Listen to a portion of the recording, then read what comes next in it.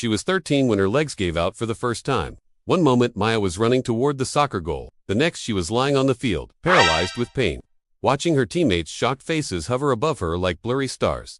The diagnosis came 3 weeks later. Juvenile rheumatoid arthritis. The doctor's words hit her family like a sledgehammer. Progressive joint deterioration, chronic pain, possible wheelchair dependency by age 20. But this isn't a story about illness.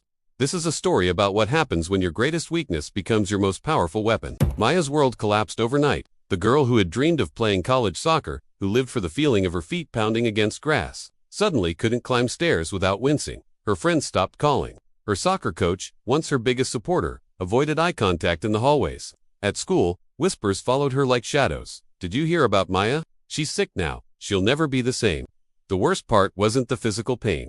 It was watching herself disappear. By 15, Maya had tried every treatment available. Experimental medications that made her violently ill. Physical therapy sessions that left her crying in parking lots. Alternative treatments that drained her family's savings and delivered nothing but false hope. Each failed attempt carved away another piece of her identity, until she barely recognized the hollow-eyed girl staring back from mirrors. Her breaking point came on a Tuesday morning in March. Maya had been struggling to open a jar of peanut butter, something she'd done thousands of times before, when her swollen fingers simply refused to work. The jar slipped, shattering on the kitchen floor, and she collapsed beside the broken glass, sobbing not from the mess but from the crushing realization that this was her life now. Limited, diminished, weak. Her mother found her there 20 minutes later, still crying among the glass shards and peanut butter. But instead of cleaning up or offering comfort, her mom sat down right there on the messy floor and said something that would change everything. Maya, I've watched you fight this disease for 2 years, but you're fighting the wrong battle. What do you mean? Maya whispered. You're trying to get your old life back. But what if your new life could be even better? That conversation planted a seed that would grow into something extraordinary. But first, Maya had to make a choice that terrified her more than any diagnosis. She had to stop running from her weakness and start running toward it. The next day, against every instinct screaming inside her, Maya did something radical. Instead of hiding her condition, she decided to document it. She set up a camera in her bedroom and recorded herself struggling with basic tasks. Buttoning shirts, opening bottles, climbing stairs. The footage was raw, ugly, real. She looked weak, defeated, broken, and then she posted it online. The video was called, "This is what weakness looks like." Maya expected mockery, pity, maybe silence. Instead, something incredible happened. Comments poured in from people around the world, sharing their own stories of struggle, defeat, and limitation.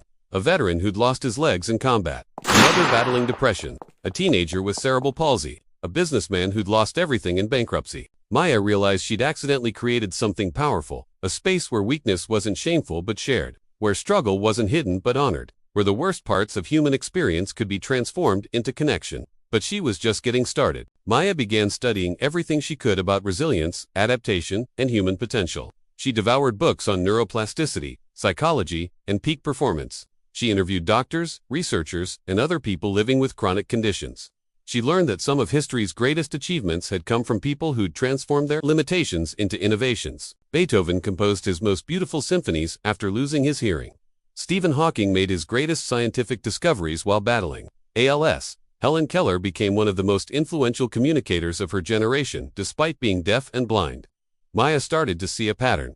Extraordinary strength often emerged from extraordinary weakness. Armed with this knowledge, Maya began experimenting with her own limitations. If her hands couldn't grip normally, she'd find new ways to hold things. If she couldn't run, she'd discover other forms of movement that worked with her body instead of against it.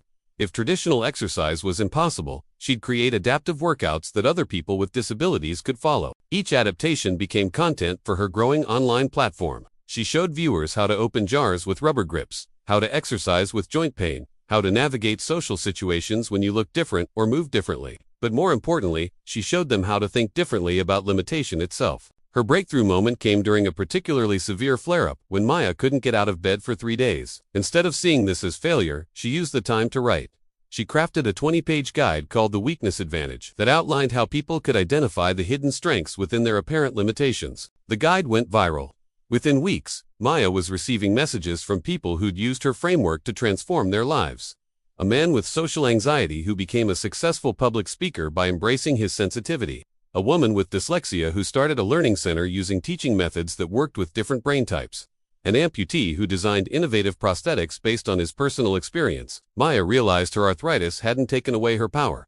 It had revealed it. Daya had built something unprecedented, a community of over 1 million people united not by their strengths, but by their struggles. Her platform became a hub for adaptive innovation, where people shared creative solutions for living with limitations. Companies began reaching out, wanting to collaborate on accessible product designs. Universities invited her to speak about resilience research. The girl who had once hidden her swollen hands now displayed them proudly as tools of transformation. Maya's greatest triumph came when she launched the Weakness Labs, innovation challenges, where people with various limitations worked together to solve problems that traditional approaches had failed to address. The first lab produced a revolutionary smartphone interface for people with motor difficulties. The second created a mental health app designed specifically by and for people with depression and anxiety. Each innovation proved Maya's central thesis.